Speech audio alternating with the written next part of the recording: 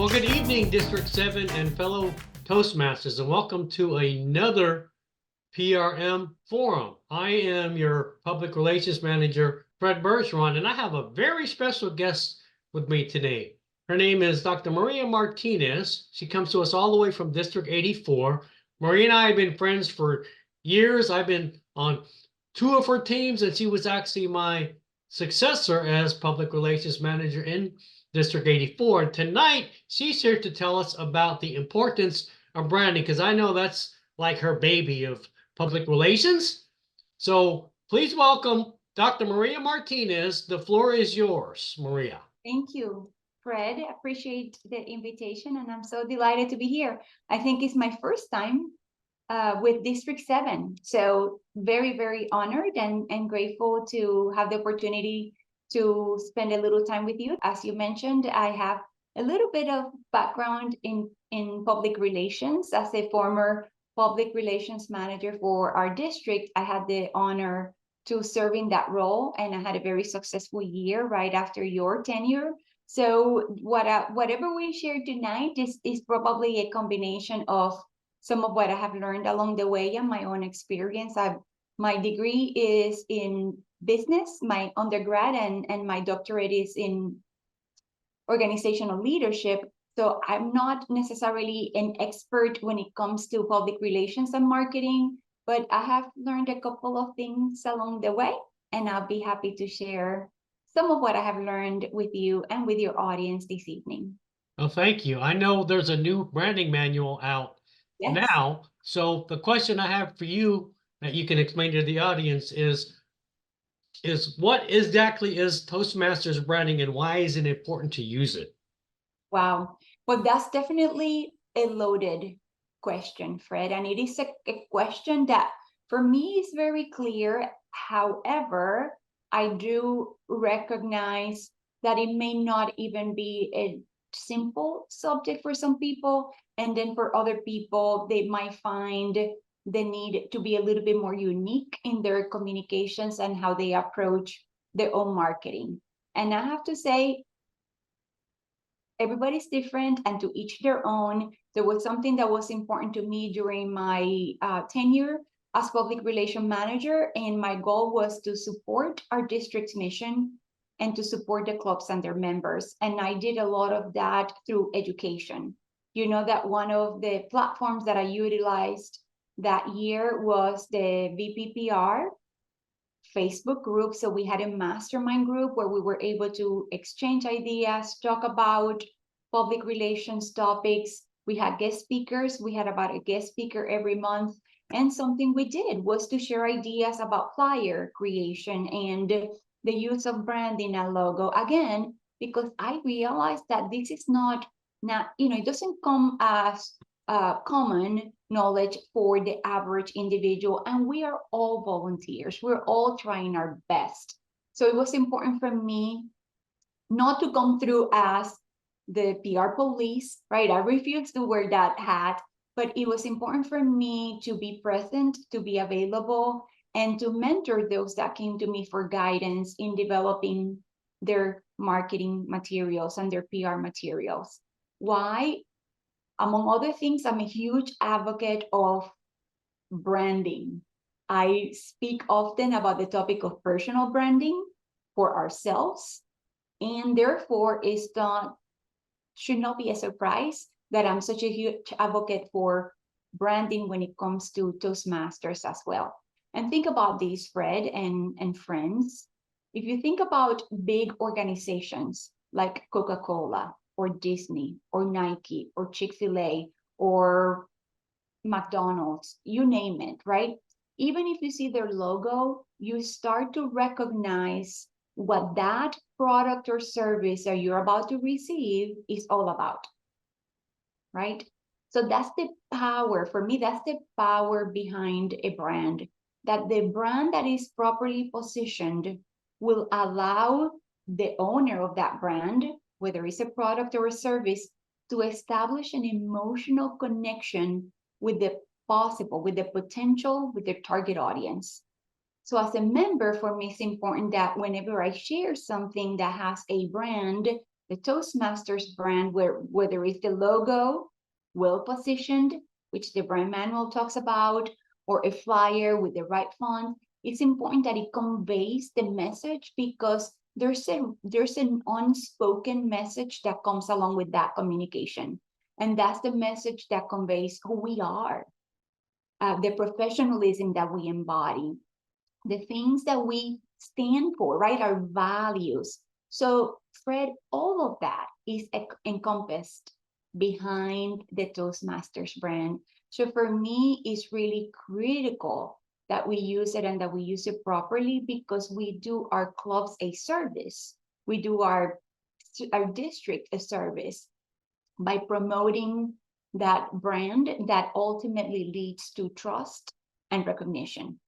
Previous or immediate past public relations manager Stefana Johnson, the lady I succeeded, the word she liked to use, Maria, was hodgepodge when she was talking about branding, particularly the colors and whatnot. She was like, you'd have hodgepodge if you didn't use it. So I kind of want to maybe ask your opinion on what you think about that term hodgepodge, and the importance of using that based on what Stefana said. I have not used that word. However, I can understand. And the reality is that I have seen a lot of the homemade posts that some clubs create that can, in fact, and potentially send the wrong message to their prospective audience. If those flyers and those communications are not developed with the branding principles in mind, what they're doing is sending mixed messages. They're just communicating something that is not necessarily what our brand stands for. Think about this, Fred. Our brand has a promise within. Did you know that? You probably know, right? As a what? Has a promise within it. Oh, yeah, okay. Mm-hmm. Right? I wonder if our audience knows what the brand promise is. The Toastmaster promise behind our brand is to empower individuals through personal and professional development, right? So our brand is perhaps, in my opinion, and I have done presentations about branding through our deck and through many other forums at our district, where I speak of our brand being an intangible, yet perhaps the most critical asset that we own. It's intangible, you can touch it, you don't necessarily have something that goes with it, yet the message that it sends is intangible and therefore can reach people and send and communicate what we stand for. So for me, again, important that we use that consistently and in uniformity. I might sound rigid, I might sound harsh, and I try to find people where they are. As a public relations manager, I make myself available, and you and many others who approach me and said, hey, what do you think about this flyer? I would say, well, can we tweak these, right? And I would send feedback. Can we make sure that we move the logo a little bit to make sure that it has room to breathe around? Can we make sure that it has the right colors?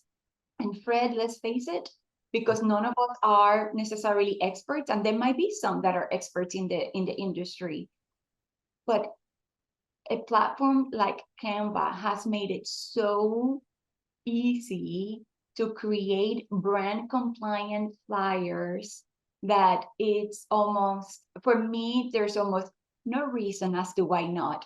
In addition to that, there are many individuals that use Facebook as well as YouTube and use their personal channels to share how to do it in very simple terms. So if the brand, I think it's like 45 pages, the brand manual, if that's not enough or not clear enough and you want to see how to, well, you can come to your public relations manager. I'm sure that, that public relations manager will be there to assist you. But there's so many resources at our fingertips today. So for me is, why not? Right now, I do realize that clubs are individual entities, and as such, they may want to have their own voice, their own personality, their own, messaging to go through. And I see that as a very tempting proposition. And yet, imagine if every McDonald's or Walmart or every pair of Nike shoes had a different logo to it. How would you know that you're dealing with a real Nike or McDonald's or Walmart, right? Correct. Maybe that's oversimplistic, but you get my message. I mean, there's so much value in that consistency in messaging that to me, it reaches way more people than trying to get my own personality on my flyer. Now, your flyer can have its own flavor, right? If it's about pets or about family members or you name it, about education, your flyer can absolutely capture that message through the photos that you choose or through the theme that you choose. And for me, that is enough to tell people this is what our meeting is about. We are fun, right? So you can do videos, and there's just so many ways that you can utilize to share your club's personality and culture without necessarily sacrificing its branding. Yes, and back to Canva, if you've ever set up the free Canva account for Toastmasters, it puts all the branding in places that it already needs to be. So it makes it that much more easier for you than using your personal account than having to upload all that stuff. Because I set one up for District 7, and when I got, I'm like, wow, I don't have to do anything. It's all right. It's all right there. It's a no-brainer. Our district also has all of those templates, and again, it's already done and so easily recreated with high quality designs, high resolutions, imagery when you download. And again, it looks like a very professional individual created this asset for you, and now you have it to promote your club. Yes.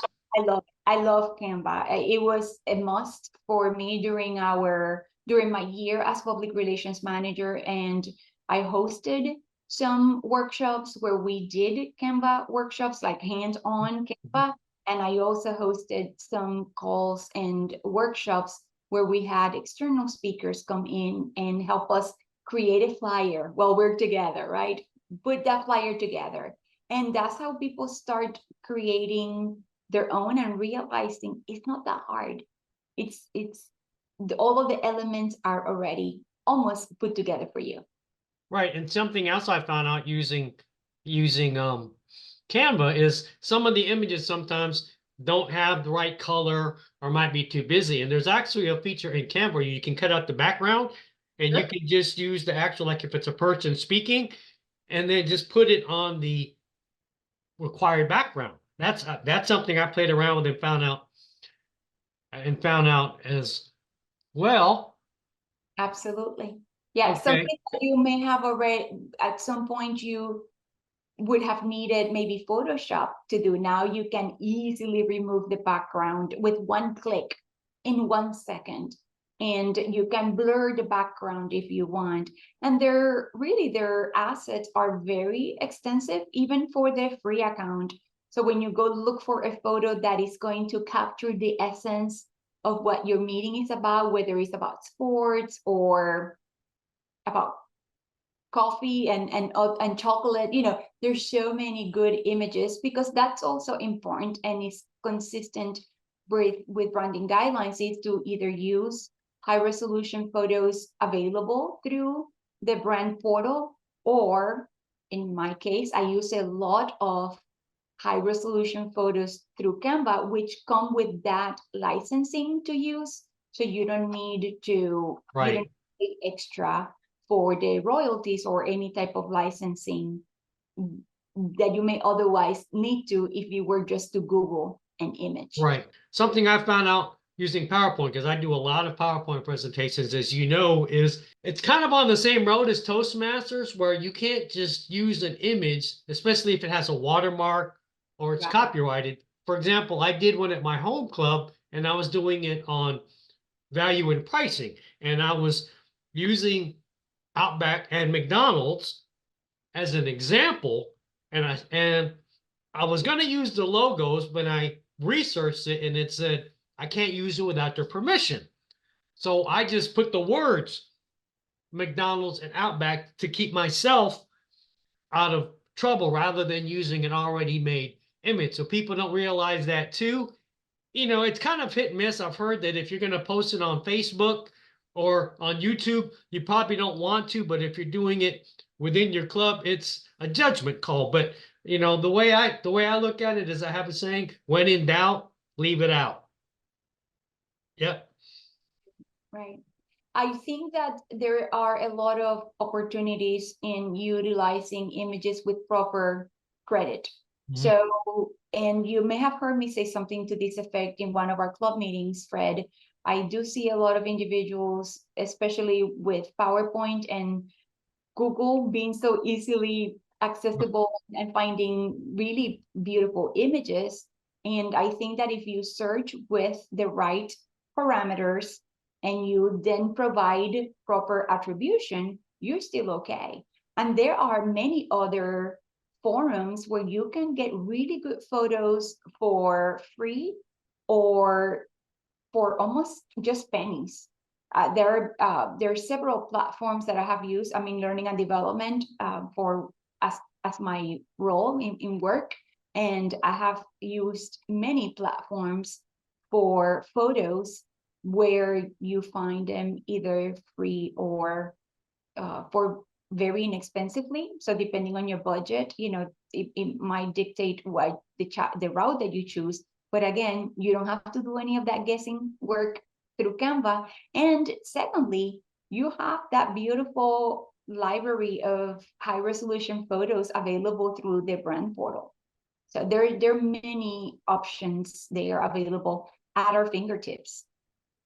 Toastmasters connect us, right, at so many levels, right? That only starts, from the club and then reaches the entire Toastmasters universe. This is something worth sharing.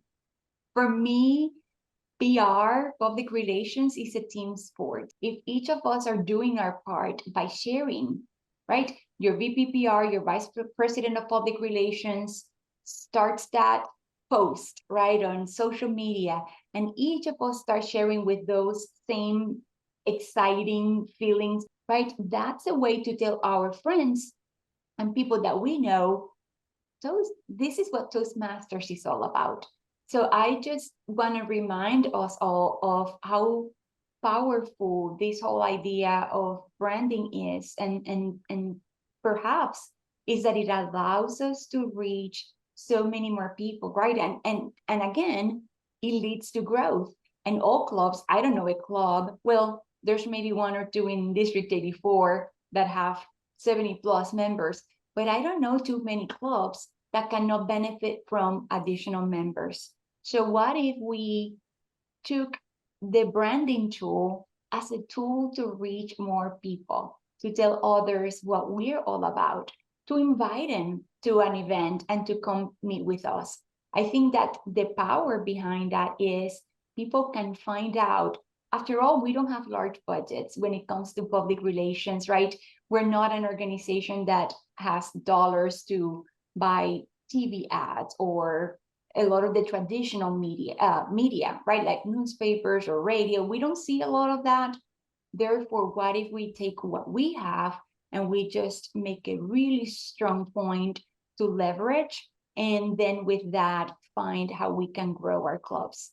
I think it's one very underutilized resource. Okay, great. Now, let me ask you this, Bree. I know a lot of people say that the branding rules pretty much apply to flyers. What do you think about videos and the website? So as it relates to the portals like Free Toast Host and our website, I would totally embrace the whole branding idea. Absolutely. Now, where I go a little bit more organic is when I'm doing videos. Now, if you're creating as a vice president of public relations, if you're creating a video for your club, I probably will keep the same principles in mind as they relate to branding. And that might be as simple as using the right font, the right colors, and the logo in the right location. but the power that we haven't uncovered just yet, as you read it, because maybe because that's not what you asked me to talk about, Fred, but I believe that video is king, right? People interact more with images than static messages, and with videos more than images. That's why YouTube has hundreds of millions of uploads and views per day. So for me, something that is not really well utilized is the concept of videos. So I would absolutely encourage all clubs to show like behind the scenes while they're getting ready for a meeting or preparation as it relates to an upcoming event. When I go to my home club, which is Lakeland Toastmasters, I usually go live. And guess what? I forget everything about my accent, or I might stumble upon a word or anything like that. Because what I find is that people tend to be a little shy and very self-conscious about being on video. So we recorded 100 million times. However, when I go live, I let all of that go and I just show up authentically. And that tends to connect with people, right? That authenticity attracts other people and people like you. So they'll be more inclined to come and visit your club, because if you like it, hey, I like this person. Fred is somebody that I admire. And if he likes Toastmasters and if he speaks highly about Toastmasters, or if he's sharing this content, then this is something I might want to look into.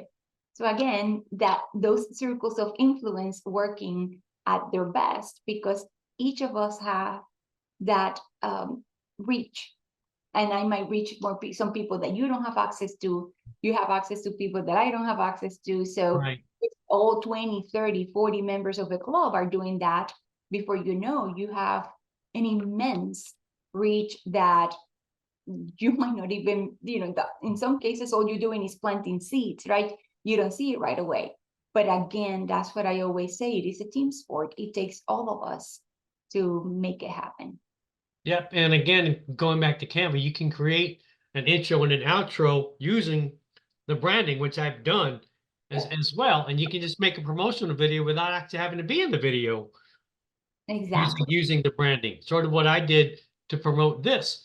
Yes, I know you're really good at both photography and videography.